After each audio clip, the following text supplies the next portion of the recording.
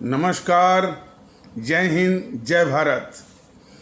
भारतीय अवाम ताकत दल अपने भारतीय भाई बहनों अर्थात अपने देश भारत की जनता अर्थात अपनी भारतीय अवाम से भारतीयता आधारित आपसी श्रद्धा, भारतीयता आधारित आपसी स्नेह, भारतीयता आधारित आपसी प्रेम, भारतीयता आधारित आपसी इखलाक मोहब्बत, भारतीयता आधारित आपसी सहयोग, भारतीयता आधारित आपसी सम्मान, भारतीयता आधारित आपसी एकता, भारतीयता आधारित आपसी भाईचारा तथा भारतीयता आधारित आपसी सद्भाव को समझने व उसे आत्मसात करके वैसा ही और उसी अनुसार आचरण एवं व्यवहार करने हेतु और इसके समस्त भारत में प्रचार प्रसार करने हेतु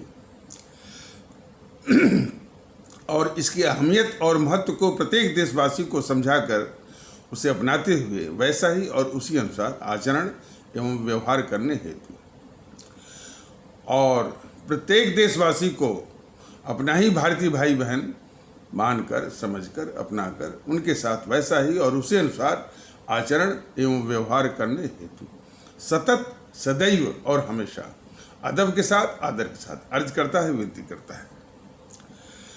सर्वप्रथम भारतीय अवाम ताकत दल अपने सभी आदरणीय भारतीय भाई बहनों अर्थात अपने सभी आदरणीय भारतीय अवाम से ये विनम्र विनती करता है कि जब भी आप लोग वीडियो के देखने के बाद जब भी भारतीय अवाम ताकत दल के पदाधिकारी जिससे आप लोग बात करते हैं वो भारतीय अवाम ताकत दल के राष्ट्रीय संगठन मंत्री हैं वो, तो उनसे भी जब भी आप संपर्क करें तो ये हमारा उनको अनुदेश है और आपसे विनती है कि अपना संपर्क नंबर जरूर दें। यह संपर्क नंबर हमारे लिए, संगठन के लिए बहुत सहायक होगा, क्योंकि जब भी हम लोग क्षेत्र में आएंगे तो यही संपर्क के सहारे और उसी का सहारा लेते हुए फिर आपके गांव में, आपके गिराज में, आपके क्षेत्र में, आपके कस्बे में, आपके शहर में हम आकर के संपर्क साधेंगे और लोगों से ये संपर्क बढ़ाएंगे और भारतीय अवाम ताकत दल के इस प्रयास को, इस अभियान को, इसके वसूलों और सिद्धांतों को सविस्तार बताएंगे, समझाएंगे और प्रार्थना करेंगे, विनती करेंगे। तो ये नंबर देना बहुत ज़रूरी है।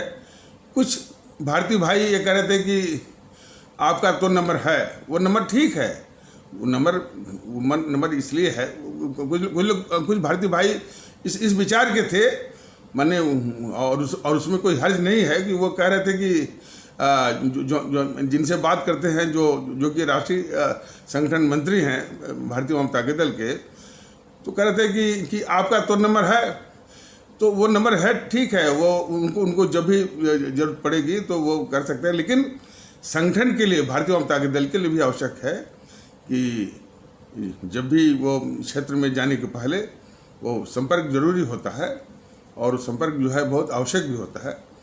तो आप लोग भी सहर्ष और आगे बढ़ कर के वो नंबर जो है जरूर उनको नोट करा दें। वो जो जिनसे आप संपर्क करते हैं वो भारतीय अवाम ताकत दल के राष्ट्रीय संगठन मंत्री हैं। तो इतनी सहायता थोड़ी आप करिए और ये आपसे अपेक्षा और विनती है।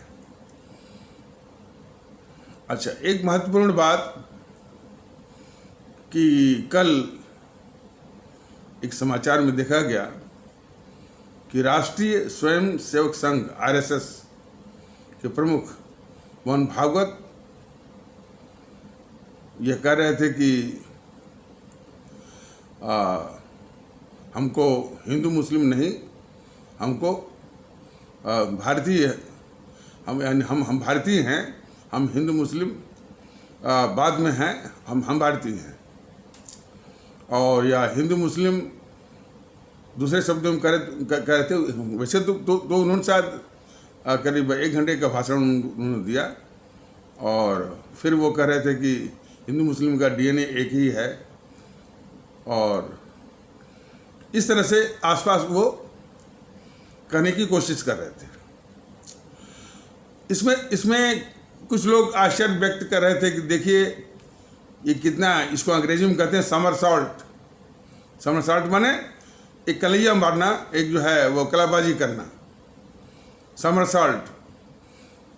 ये समरसॉल्ट है कि जो व्यक्ति इसके पहले हिंदू राष्ट्र की रट मारता था और जब कोई पूछता था कि भाई आप ये तो हिंदू राष्ट्र है ही नहीं, ये तो भारतीय गणतंत्र है, भारत गणराज्य है, इंडियन रिपब्लिक है, चूँकि ये भारत के संविधान से संचालित और आदेशित, निर्देशित और नियंत्रित होने के कारण,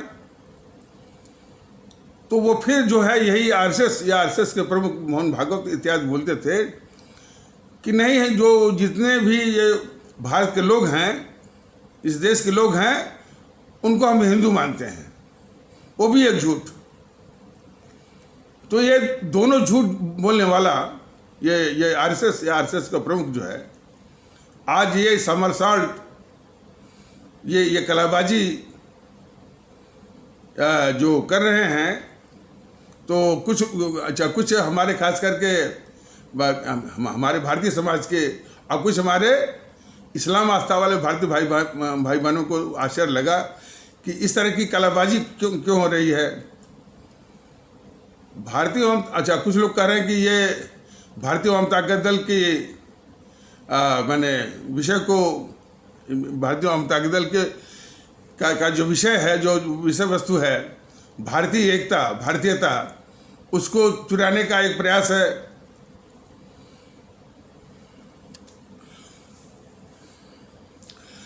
और कुछ लोग कहते हैं कि भाई ऐसा वो हृदय परिवर्तन जो है भारतीय वाम ताकत दल के भारतीयता के मुहिम से हो रहा है, और कुछ लोग कहते हैं कि ये मुद्दा वो चुराने की बात है। देखिए, इसमें असल बात ये है कि भारतीय एकता, भारतीयता का जो सैलाब है, इसके आगे कोई पढ़ नहीं सकता, बस इसको सैलाब बनने की जरूरत है। इसमें कितने मोहन भागवत, कितने आरएसएस और कितनी मुस्लिम लीग, कितनी हिंदू महासभा इसमें बह जाएंगे। बस इसको सैलाब बनने की जरूरत है। तो ये उनको पहले से मालूम है कि ये सैलाब बनने वाला है। तो अब ये हृदय परिवर्तन नहीं है और ये समरसॉल्ट या यू टर्न जो कुछ भी आप कह सकते हैं वो नहीं है। ये देखते हुए कि भाई भारतीय एकता सैलाब बनने वाली है, इसमें जो भी इस तरह की ताकतें हैं, आरएसएस है, मुस्लिम लीग है, और भी जो तंजीम है, वो टिक नहीं सकती, वो इसमें निश्चित है कि बह जाएंगी। तो बेहतर है कि कुछ उसका आवरण, कुछ उसका मुखौटा पहना जाए। एक कारण तो ये हो सकता है। दूसरा ये है कि उत्तर प्रदेश में विधानसभा का चुनाव बिल्कुल निकट है, तो इस तरह की कलाबाजी, इस तरह का समरसॉल्ट और यू टर्न, ये स्वाभाविक है। और तीसरी जो आशंका है कि ये जो आरएसएस है, जैसा कि भारतीय वाम ताकत दल ने बहुत अध्ययन और विश्लेषण के बाद बताया था कि आरएसएस जो है वो जेएनपीसी, गांधी नेहरू परिवार चांडाल चौकड़ी का बिल्ली का पंजा है, यानी कैट्स पॉ है। तो बिल्ली पंजा की विशेषता ये होती है, मैंने ये कि यह तो एक मुहावरा है। बिल्ली पंजा से मतलब उसका तात्पर्य यह है कि वो शख्सियत, वो हस्ती जिसका वो बिल्ली का पंजा है या जिसका वो कैट स्पा है, उसके लिए वो काम करे जो और किसी के बूते करना। उसकी अवधारणा या उसकी परिभाषा यही है। तो ये जो आरएसएस है, इस जीएनपीसी के लिए, गांधी नेहरू परिवार चांदा चौकड़ी कागज के लिए वो काम करती है जो और किसी के की क्षमता में है ही नहीं और उसके बूते में नहीं है। जैसे उसने इतने दिनों तक हिंदू राष्ट्र हिंदू राष्ट्र हिंदू राष्ट्र, बिल्कुल काल्पनिक बात, हिंदू राष्ट्र नाम की कोई चीज़ है ही नहीं इस देश में। और भारतीय जनता पार्टी ने तो यहाँ तक बता रखा है कि भविष्य में भी जो लोग हिंदू राष्ट्र का ख्वाब पालते हैं, दूसरे को बरगलाते हैं और वोट बटोरने के लिए, ये उनके लिए स्पष्ट करना जरूरी है कि जब तक ये भारत राष्ट्र की अवधारणा है, जब तक ये इस देश का संविधान, जो कि हमारे परम राष्ट्रभक्त और महान विद्वान डॉक्टर राजेंद्र प्रसाद और उसी प्रकार जो है वो परम राष्ट्रभक्त और महान विद्वान बाबा साहब अम्बेडकर इत्यादि महापुरुषों ने, और जो संविधान सभा थी करीब 288 या 289 सदस्यों की, जिस संविधान सभा के स्थायी अध्यक्ष थे हमारे डॉक्टर राजेंद्र प्रसाद, तो उस संविधान सभा ने और इन महापुरुषों ने 3.25 साल से अधिक परिश्रम करके एक इस देश के लिए एक नायाब चीज़ और विश्व में बिल्कुल अप्रतिम, इम्पैरेलल, यूनिक, अद्वितीय भारत का संविधान दिया। और कई खूबियों से युक्त, कई खूबियों से वो यानी सुसज्जित भारत का संविधान जब तक है तब तक किसी माई का लाल की ये वो हिम्मत नहीं है कि इसको हिंदू राष्ट्र बना दे या इसको इस्लामिक स्टेट बना दे। कहने को, ख्याल पालने को, खुराफात करने को, नफरत फैलाने को वो कुछ भी कर सकता है, छोड़ दीजिए। तो एक झूठी बात कि हिंदू राष्ट्र की बात ये बोलता रहा, और ये बोल करके हमारे इस्लाम आस्था वाले भारतीय भाई बहनों के समाज में एक दहशत और भ्रम, और उस दहशत भ्रम का इस जीएनपीसी ने बखूबी उसका दोहन किया, शोषण किया और बहुत बुरी हालत में उसको रखा। ये काम सिर्फ आरएसएस ही कर सकता है जीएनपीसी के लिए, इसलिए वो आरएसएस जो है इस जीएनपीसी का कैट स्पा है, बिल्ली का पंजा है। तो बहुत मुमकिन है, मैंने एक आशंका है, मुमकिन है ये जीएनपीसी ही उसको इशारा की हो कि भाई ये जो भारतीय एकता की जो मुहिम चल रही है वो हम लोगों के पांव उखाड़ देगी, हम लोगों का वजूद, हम लोगों का अस्तित्व ही मिटा देगी। तो इसका कम से कम मुद्दा ही चुरा करके इसके मुहिम को कमज़ोर करने की साजिश की जाए। तो हो सकता है उसी साजिश में ये भागवत महोदय ऐसा बोले होंगे। और ये उत्तर प्रदेश में जो उत्तर प्रदेश में जो विधानसभा का 2022 में चुनाव है उसको देखते हुए भी, लेकिन असली विचारणीय प्रश्न इसके आगे है। यह यू टर्न, यह समरसॉल्ट, यह हृदय परिवर्तन ये कब तक रहेगा? ये असली प्रश्न है। कब तक ये आरएसएस अपनी आदतों को, जो कि बराबर हिंदू राष्ट्र सबको हिंदू ये बोला करता है, कब तक इन आदतों को इस स्वार्थ में उसको काबू में रखेगा, यह देखने वाली बात है। और देखिएगा कि बहुत जल्द ही अपनी असलियत पर वो आ जाएगा। तो कहने का मतलब है कि भारतीय जनता दल को इसे आरएसएस से चिंता नहीं है, मुस्लिम लीग से चिंता नहीं है, असदुद्दीन गिरोह, जो कि आरएसएस की इन्हीं झूठी बातों पर एक जो है भेद विभेद और नफरत की राजनीति कर रहा है। और दूसरी ओर जो है पुष्पेंद्र कुलश्रेष्ठ गिरोह भी कुछ इसी तरह से जो है नफरत की और एक झूठी और झूठी बातों की, वो हिंदू राष्ट्र और हिंदू सनातन की रक्षा के नाम पर जो है इस भारतीय समाज में नफरत फैला रहा है। तो भारतीय जनता दल को इसकी जरा भी परवाह नहीं है, क्योंकि भारतीय जनता दल को अपनी भारतीय आवाम पर विश्वास है, उसकी ताकत पर विश्वास है, और इसीलिए वो जगा रहा है भारतीय एकता पर। तो ये बहुत जल्द ही देखिए भारतीय एकता का का मुद्दा चुराने के लिए केजरीवाल भी शायद लोग बताते हैं कि 45 करोड़ इसने खर्च कर दिया, तो हम झंडा उंडा खरीदा कि भाई हम लोग भारतीयता के नाम पर वो झंडे खरीदेंगे, घर घर बांटेंगे। वो भी उनके लिए भारी पड़ गया और वो उसको चला ना सके।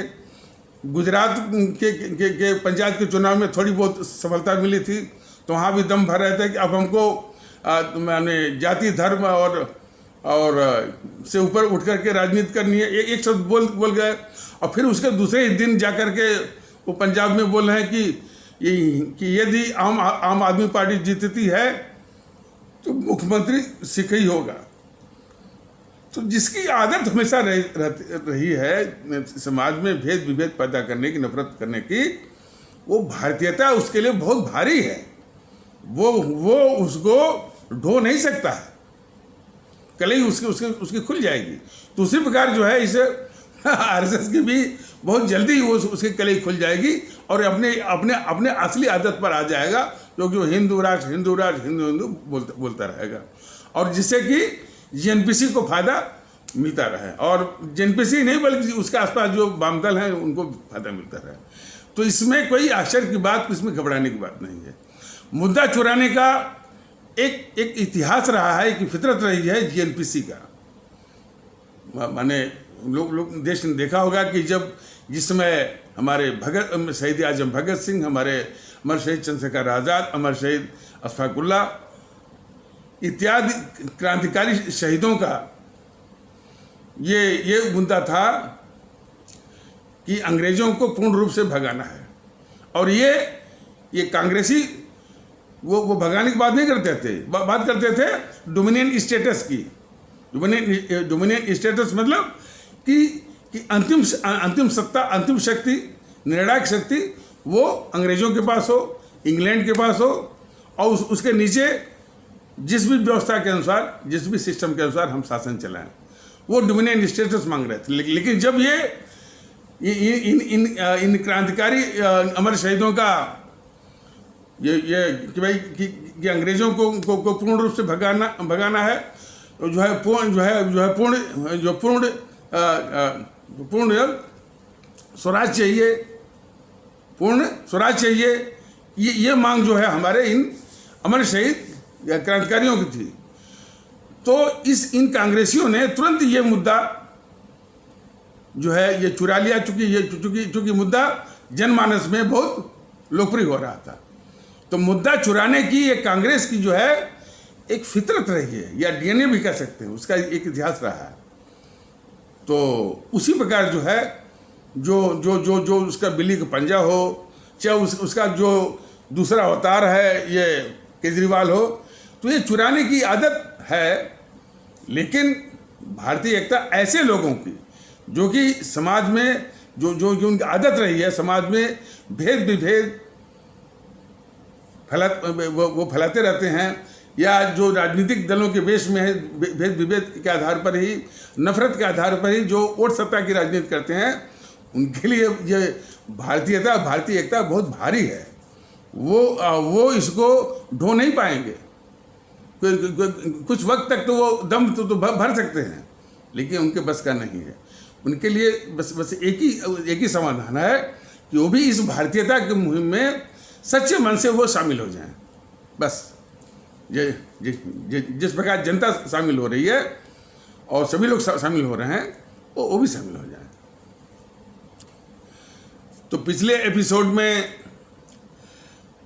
ये चिंता जताई गई थी कि अभी भी हमारे भारतीय समाज के कुछ तबकों से ये जो देश का जो सबसे बड़ा अभिशाप है जीएनपीसी, गांधी नेहरू परिवार चांडाल चौकड़ी काकस, उसको समर्थन मिल रहा है।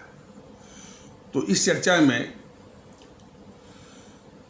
बात आई थी कि हमारे पंजाब में रहने वाले जो सिख आस्था वाले भारतीय भाई बहन, वहाँ से समर्थन इस जीएनपीसी को मिल रहा है, जबकि यथार्थ यह है कि इसी जीएनपीसी ने हमारे उसी सिख आस्था वाले भारतीय भाई बहनों का मैंने मैसेकर जिसे कहते हैं अंग्रेजी में, खुलेआम 6000 हमारे सिख आस्था वाले भारतीय भाई बहनों का कत्लेआम कराया। और ये बात किसी को पचती नहीं है, डाइजेस्ट नहीं होती है। तो हमने कई अपने सिख आस्था वाले भारतीय भाई बहनों से सीधा सवाल किया कि भाई कैसे उसको वोट मिल जाता है, कैसे आप लोग उसको वोट करते हैं जिसने हमारे अपने 6000 सिख आस्था वाले भारतीय भाई बहनों का सरेआम जो कत्ल करवाया। तो उनका जो जवाब था, उनके जवाब से ही ये पता चला कि वो कितने भ्रम और अफवाह के और झूठ के शिकार हैं। तो उन्होंने कहा कि अरे साहब, कांग्रेस ने यानी हमको नहीं मारा है, हमको तो आरएसएस ने मारा है और हिंदू संगठनों ने मारा है। ये जो जीएनपीसी जानते हैं कि जितने भी बड़े अपराधी होते हैं और राष्ट्रद्रोह तो बहुत बड़ा अपराध है, इस देश के साथ गद्दारी तो बहुत बड़ा अपराध है, और ये गद्दारी करने वाले जो है बहुत बड़े अपराधी हैं। तो जो जितने बड़े अपराधी होते हैं उनका सबसे बड़ा हथियार होता है झूठ बोलना और अफवाह फैलाना, ये जान लीजिए। तो ये झूठ बोलने और अफवाह मैंने जितनी बड़ी अपराधी है, मैंने गद्दारी करने की देश के साथ,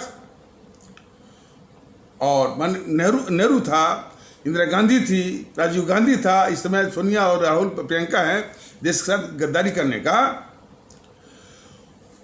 वो उतना ही बड़े सब ये झूठ बोलना और अफवाह फैलाना, इनमें इनकी महारत हासिल है। और दुख इस बात का है और है कि मोदी सरकार जो है इनको पूरा मौका देती है झूठ बोलने का और अफवाह फैलाने का और झूठ अफवाह का शिकार बनाने का। झूठ अफवाह का शिकार हमारे इस्लाम आस्था वाले भारतीय भाई बहनों की ये परमानेंट कमजोरी है, वो पहले बन जाते हैं। हमारे सिख आस्था वाले भारतीय भाई बहन भी शिकार बन जाते हैं। कृषि कानून पर देश ने देखा होगा कि इन समूहों ने, जीएनपीसी के लोगों ने और कुछ वाम दल के जो बोलते हैं वो कामरेड बोलते हैं, इन समूहों ने क्या झूठ वो फैलाया हुआ था कि ये मोदी और मोदी की सरकार देश में सब कुछ बेच दे रही है, रेलवे, जीवन बीमा, सड़क, सब कुछ, एयरलाइंस। अब ये हमारे पंजाब के रहने वाले किसानों की जमीन भी बेच रही है। ये दिमाग में भर दिया झूठ अफवाह।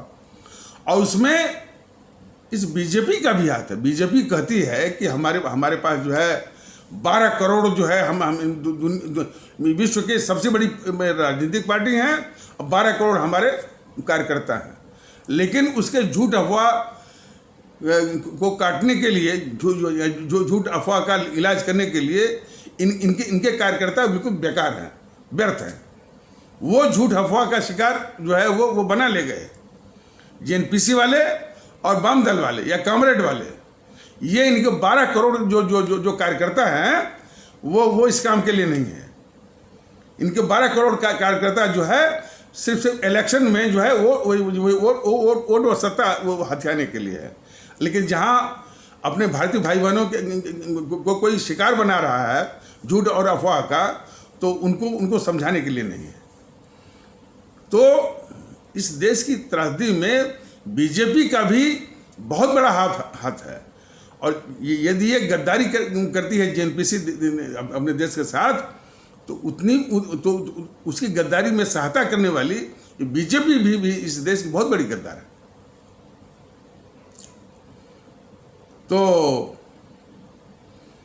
तो जब ये तो उन्होंने जवाब दिया कि हमारे से जब उनसे सवाल किया गया कि अरे भाई ये जेएनपीसी तो कत्लेआम वो करवाई है और आप लोग उसको वोट कर रहे हैं।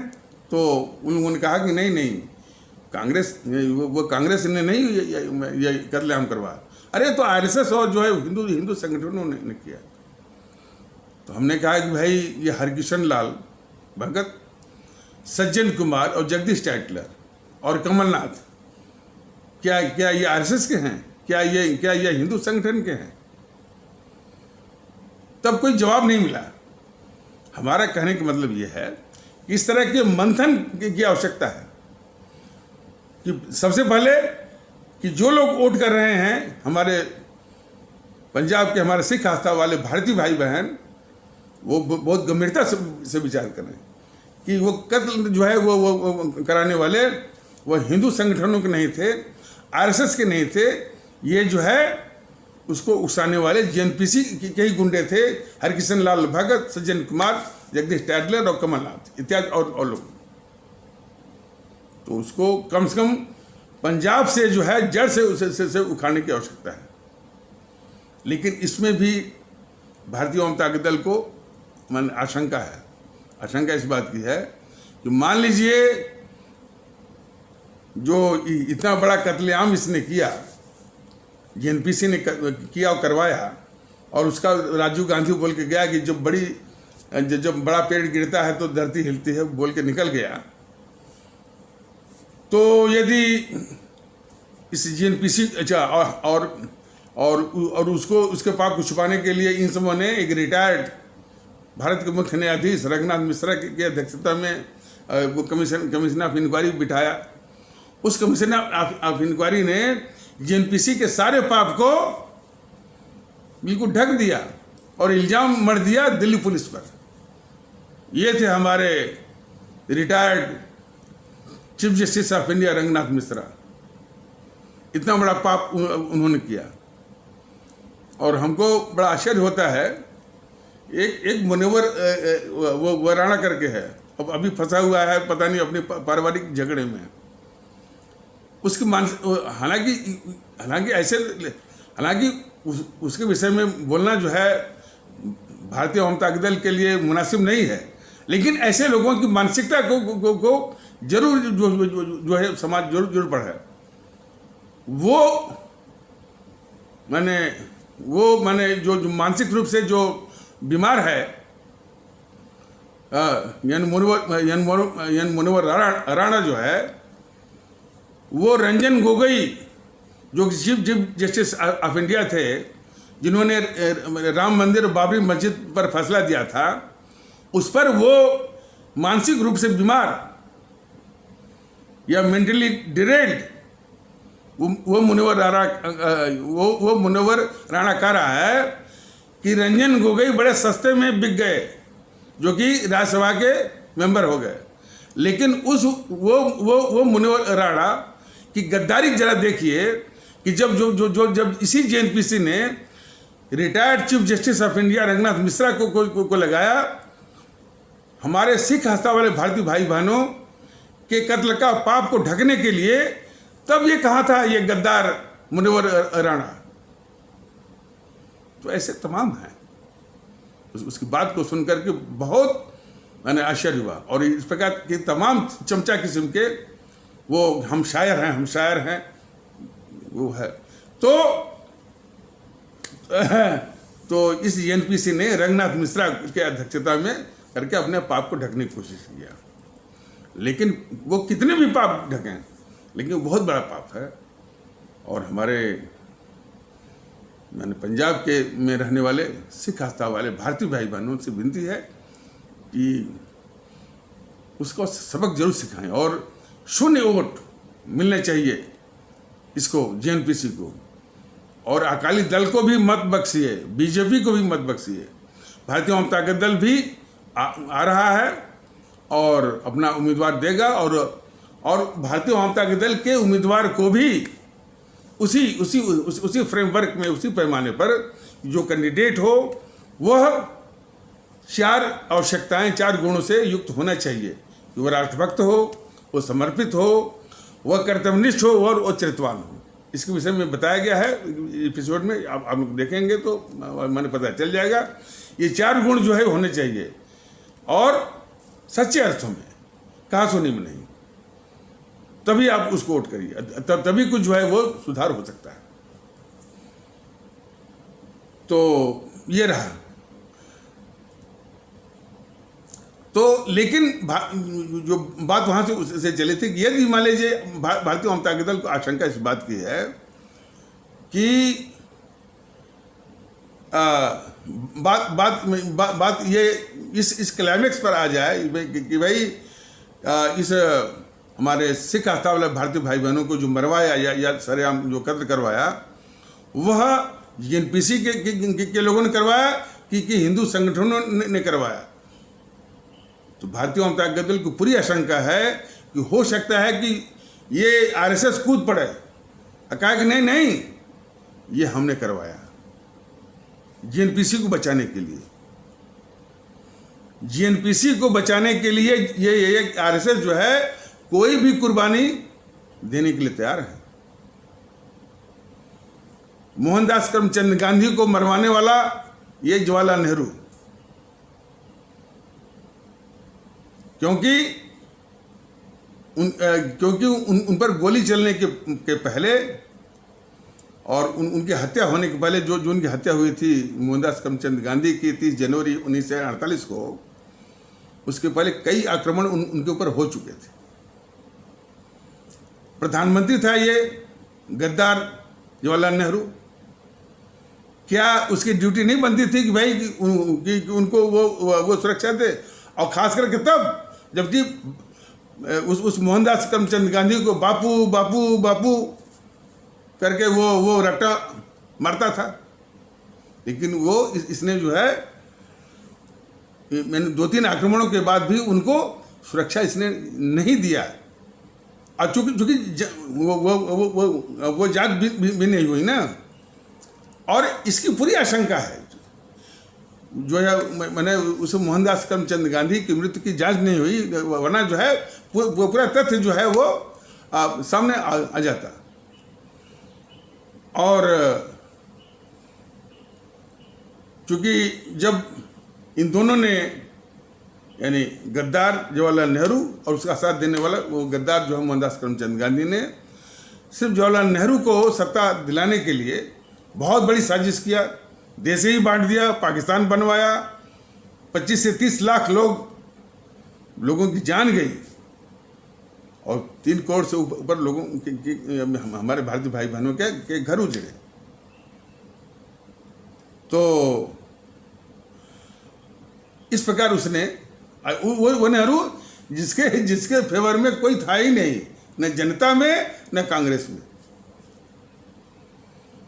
तो जब उसको सत्ता मिल गई इस गद्दार जवाहरलाल नेहरू को, तो ये एक स्वाभाविक था।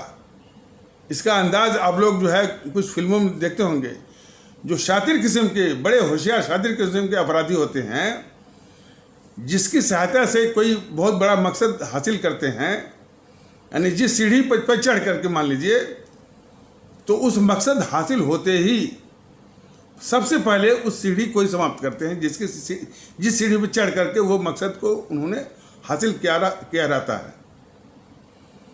तो इस मोहनदास करमचंद गांधी का बहुत बड़ी भूमिका थी। ये उसके लिए सीढ़ी थी सत्ता हथियाने की, प्रधानमंत्री पद की हवस पूरी करने की।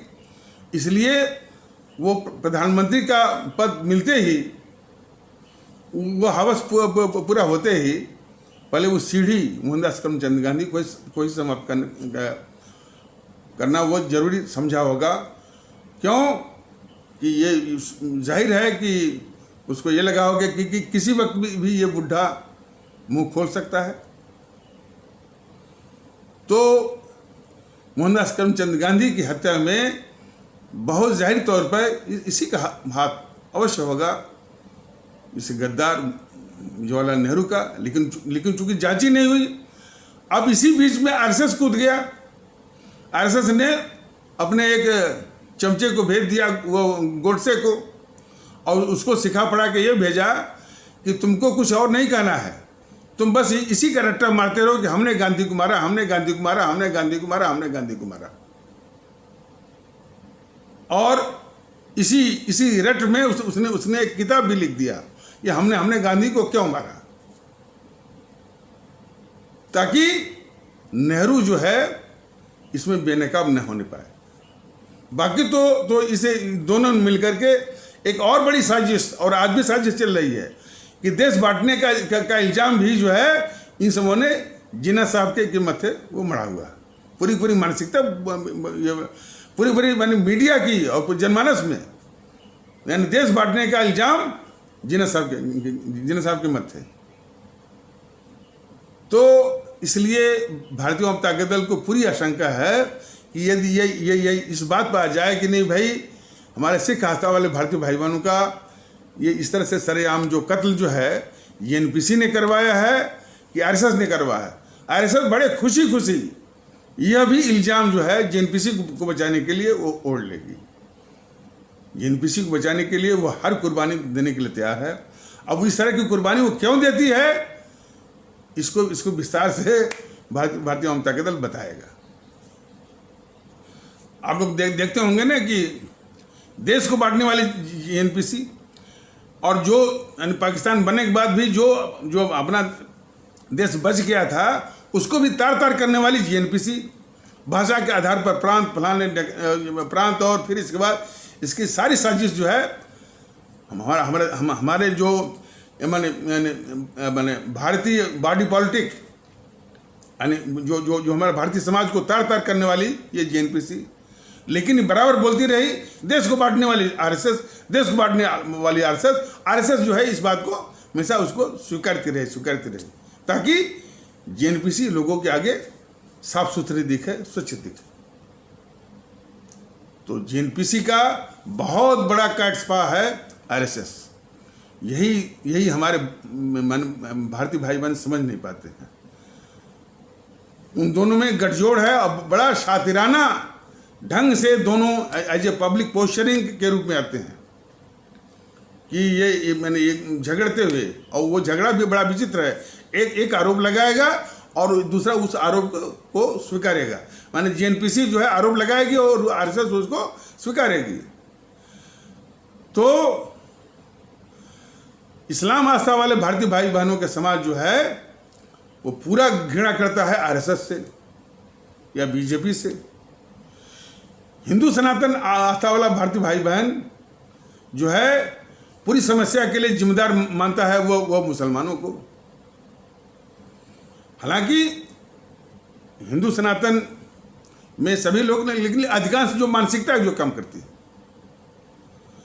और ये इन दोनों का जो आंतरिक गठजोड़ है आरएसएस और जेएनपीसी का, और इस तरह की जो मानसिकता जो फैलाई गई है, ये बहुत बड़ा जो है ढाल का काम करती है जेएनपीसी को बचाने के लिए। दोनों ओर से, हिंदू सनातन आस्था वाले भारतीय भाई बहनों के समाज से भी और इस्लाम आस्था वाले भारतीय भाई बहनों के समाज से।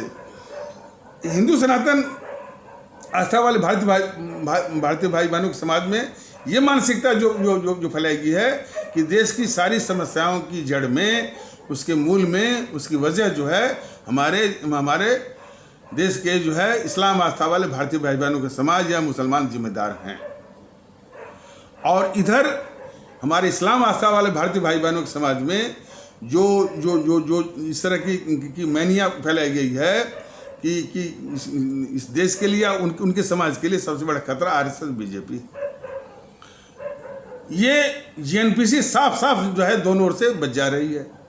ये तो इस प्रकार मैंने जेएनपीसी का आरएसएस का जो गठजोड़ है वो जेएनपीसी के लिए बहुत बड़ा ढाल का काम करता है, और आरएसएस जो है सारे आरोपों को मैंने जेएनपीसी के सारे आरोपों को उनको स्वीकारती भी है,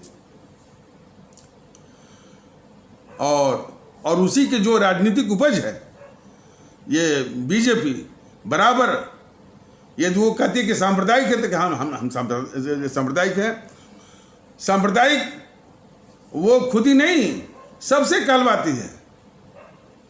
और सब ये जितने भी देश विरोधी ताकतें हैं एक ही नाम पर सांप्रदायिक शक्तियों से लड़ने के लिए। लालू प्रसाद जो जो जो जो जो चारा घोटाला का हजारों करोड़ का खा गया है, घोर जातिवादी जो है समाज को तोड़ने वाले ये समाजवाद के नाम पर जो है वो समाजवादी पार्टी चलाने वाले अखिलेश मुलायम, उसी प्रकार जो है समाज को तोड़ने वाली जो है ये मायावती जो है वो भी, फिर इसके बाद आरजेडी, इसके बाद टीएमसी, टीडीपी, डीएमके, एआईडीएमके तो डीएमके, सभी जो है सांप्रदायिक शक्तियों से, अवाम दल सांप्रदायिक शक्तियों से लड़ने के नाम पर। और ये देश भी जानता है कि ये मैंने बीजेपी सांप्रदायिक है तो जरूर, लेकिन उससे 1000 गुना ये मैंने खतरनाक सांप्रदायिक ये सब है। तो बराबर ये कहती है, तो इस बात को तो बताया भी गया कि इसे अरे वो इसी बीजेपी की वो थी ना सुषमा स्वराज जो कि मर गई है, वो लोकसभा में 15 मिनट तक बोलती रही कि हाँ हम सांप्रदायिक हैं, हम सांप्रदायिक हैं, हम सांप्रदायिक हैं। बताइए, तो पूरा एक रस्सी वो थमाई हुई है बीजेपी जेएनपीसी के हाथों में, ताकि वो जनता, ताकि वो अपने इन सारे पापों को धुलती रहे। तो ये बहुत उलझा हुआ केस है, इसलिए हमारे भारतीय भाई बहनों से विनती है कि एक तो यानी 2 काम करना है कि एक तो भारतीयता का जो एहसास है, प्रचार है, और यूट्यूब को भी आगे जो भारतीय जनता दल का जो प्रयास है, मैंने भारतीयता के आधार पर एकता, आपसी भाईचारा और आपसी सद्भाव, आपसी सहयोग, आपसी सम्मान, आपसी श्रद्धा, आपसी प्रेम, आपसी स्नेह, आपसी इखलाक मोहब्बत, इसको आगे बढ़ाइए।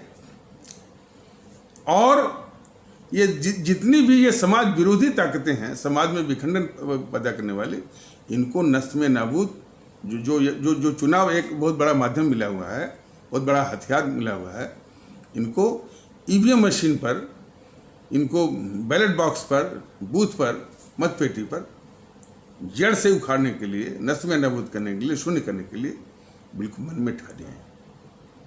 इसके अलावा और कोई उपाय नहीं।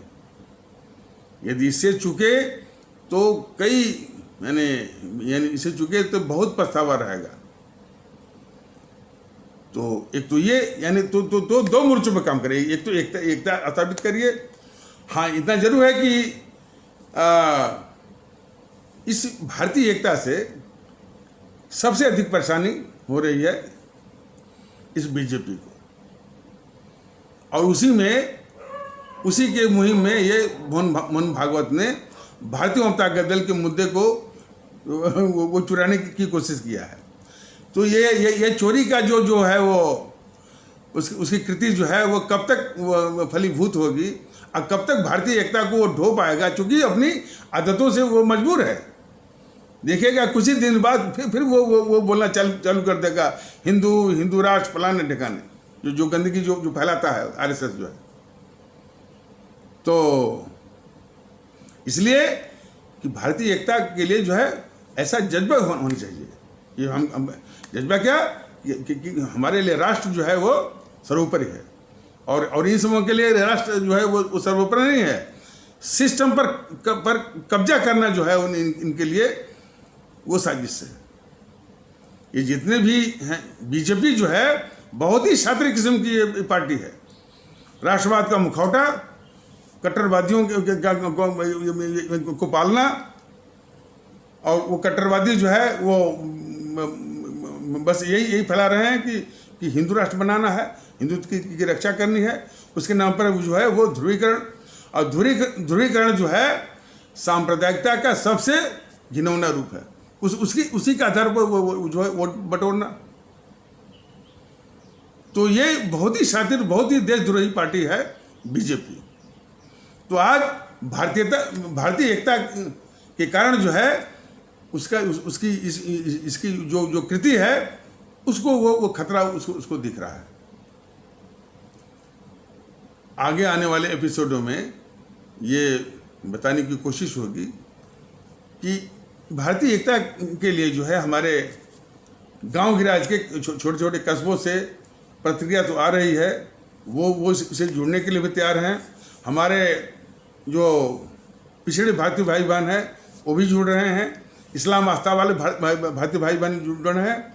लेकिन एक बहुत बड़ा तबका बड़े शहरों से, वो जो हमारे भारतीय नागरिक हैं, भारतीय भाई बहन हैं, वहाँ से कोई प्रतिक्रिया नहीं आ रही है। गाजियाबाद से नहीं आ रही है, दिल्ली से नहीं आ रही है, लखनऊ से नहीं आ रही है, बनारस से नहीं आ रही है, और भी प्रदेशों से जो है, जैसे मध्य प्रदेश है, भोपाल से नहीं आ रही है, ग्वालियर से नहीं आ रही है, मुंबई से नहीं आ रही है। ये दुख की बात नहीं है, ये जड़ता है, इनर्शिया है। ये इनर्शिया हमारे देश के लिए बहुत बहुत घातक रही है। तो आगे आने वाले एपिसोडों में बताया जाएगा। और उससे भी घातक वाली बात है कि हमारा जो ये उद्योगपति का जो वर्ग है और जो है व्यापारिक घरानों के जो वर्ग है, जो इन देश विरोधी ताकतों को डोनेशन दे रहा है, इनको जो डोनेशन दे रहा है, 1,000 करोड़, 55 करोड़, किसी को ये जो केजरीवाल है इसको 100 करोड़, देशद्रोहियों को डोनेशन देना बहुत बड़ा राष्ट्रद्रोह है। ये उद्योगपति जगत के लोग भी जाने, व्यापारिक और बड़े बड़े व्यापारिक घराने के लोग भी जाने। ये बात कभी न कभी आएगी, वक्त कभी बदलेगा, और ये सवाल उन सवालों का सामना उनको करना पड़ेगा। और ये स्थिति जो है उन पर भारी पड़ेगी कि कैसे। अब ये तो मालूम है राहुल गांधी का क्या चरित्र है, ये मुकेश अंबानी को भी मालूम है, अडानी को भी मालूम है, टाटा को भी मालूम है, सुनील मित्तल को भी मालूम है, अजीम यानी प्रेम जी को भी मालूम है, सिंघानिया को जो ब्रदर्स हैं उनको भी मालूम है, महिंद्रा एंड महिंद्रा जो ब्रदर्स हैं यानी उनको भी मालूम है कि राहुल जो है वो कितना बड़ा इस देश का दुश्मन है, फिर भी डोनेशन मिल रहा है। तो देश के दुश्मनों को, देश के गद्दारों को डोनेशन देना भी देश के खिलाफ गद्दारी है। यह है हमारे उद्योगपति। इसको और विस्तार से बताने की आवश्यकता है। हमारे उद्योगपति जगत के लोग, हमारे व्यापारिक और हमारे बड़े व्यापारिक घराने के लोग अच्छी तरह से समझ लें। और ये जो बीजेपी है, इन सारे देश के दुश्मनों को पालने वाली, देश के दुश्मनों के आगे घुटने टेकने वाली, जेएनपीसी के सारे गद्दारी के पापों को, और जो इसने लूटा है, जो जेएनपीसी जो है उसके लूट के पाप को भी, और लूट के जो काला धन है, दोनों की रक्षा कर रही है बीजेपी। इसको भी डोनेशन देना इस हमारे मुल्क, जो हमारा प्यारा मुल्क भारतवर्ष है, उसके खिलाफ गद्दारी है। इन सवालों का जवाब जो है, जो उद्योगपति समाज, बड़े व्यापारिक घरानों का समाज को देना पड़ेगा एक दिन। इसको याद रखें। इसलिए उनके लिए भी देश जो है, भारतवर्ष जो है सर्वोच्च है। और ये समझ, और इस समझ का इस समझ का वो प्रदर्शन उनको करना पड़ेगा। और इस तरह से डोनेशन देना जो है बिल्कुल स्पष्टतः इन देश विरोधी ताकतों को डोनेशन देना बिल्कुल राष्ट्रद्रोह है, देश के साथ गद्दारी है। तो और भी चीज़ें गंभीर हैं। तो हमारा इन शहरों में और हमारा भौतिक वर्ग जो कि बहुत बड़ा एसेट है, आज कुछ कारणों से मैंने इस भारतीय एकता के मुहिम में कुछ अपवादों को छोड़कर, कुछ अपवाद आ रहे हैं जो इसमें जो है अभी इसकी भागीदारी नहीं है। और मैंने इस तरह से की समस्याओं से में उलझा हुआ है, और भारतीय एकता की मुहिम में उसकी भागीदारी जितनी होनी चाहिए वो बिल्कुल नहीं है। तो ये भी एक बहुत विचारणीय प्रश्न है, लेकिन आशा है कि उनकी भी आत्मा को यदि झकझोरा जाएगा, ब्रेन स्टार्मिंग की जाएगी, उनकी आत्मा को जगाया जाएगा, अवश्य एक न एक दिन वो भी इस बात को समझेंगे कि भाई मुल्क की सुरक्षितता जरूरी है, मुल्क रहेगा तभी बाकी चीज़ संभव है। तो इन्हीं आवश्यक शब्दों के साथ इस आवश्यक परिचर्चा को विराम दिया जाता है। तब तक के लिए नमस्कार, जय हिंद, जय भारत।